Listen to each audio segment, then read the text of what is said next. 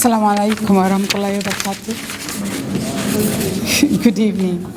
Thank you so much, Ayaz, Omar, Dr. Debian, for organizing this absolutely critical discussion at a very important point.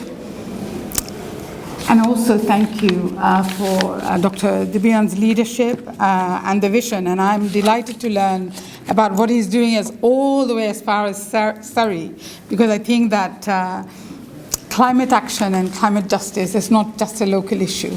And nothing that we do locally will make any sense unless we are addressing the global and national situation.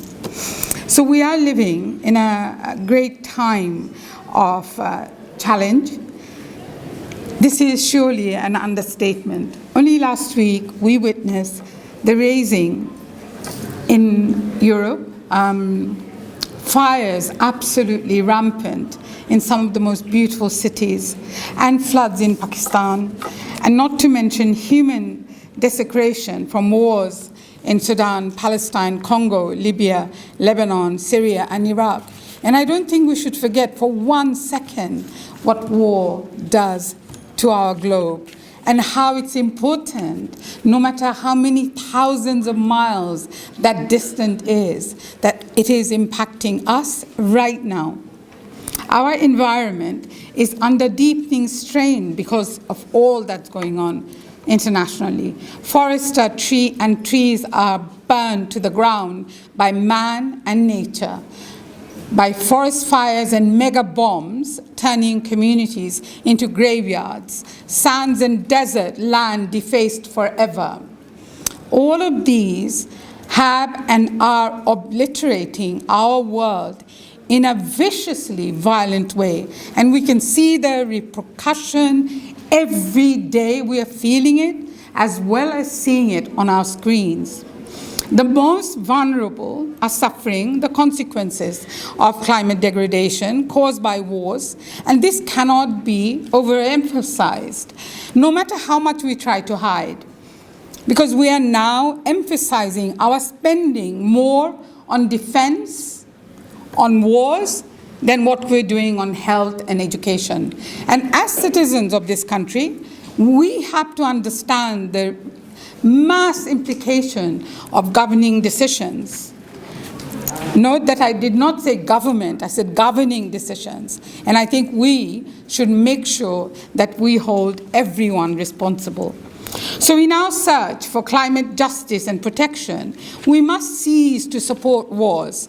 Wars are looting nations and its people, their basic access to food, water, sanitation. So how can we speak of sustainability and environmental protection when we as governments are contributing to these man-made impact to nature and people?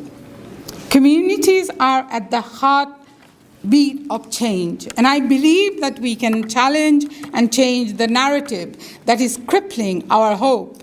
It's very interesting, we've talked about hope earlier, but hope for a sustainable and shared future is what we need to address. It has to begin with ourselves. What we buy, what we grow, our food, how we plant trees, as is being said, clean rivers, or adopt renewable energy, which means that transformation begins very locally. Every small action a family makes a difference, whether it's recycling, whether it's village using clean water, whether it's a school teaching eco-responsibility, creates ripples of hopes that spread far and wide, and yes, make sure that our government stop engaging in wars. Similarly, business, large and small, have significant part in producing and sourcing what we consume responsibly and reducing waste, and can show that sustainability is not a burden but a pathway to growth. A shop that chooses reusable materials or a cafe that supports local farmers demonstrate that profit and planet can go hand in hand. Large corporations hold immense power. Their choices can either accelerate destruction or drive solution on a global scale. when cooperation commits to renewable energy, transparent supply chains, and climate-friendly technologies, recycling, they prove that the industry can lead against harmful practices that destruct our world. Governments, of course, must be the guardians of standards, laws, policies, and protection that safeguards our planet by its behavior towards its citizens.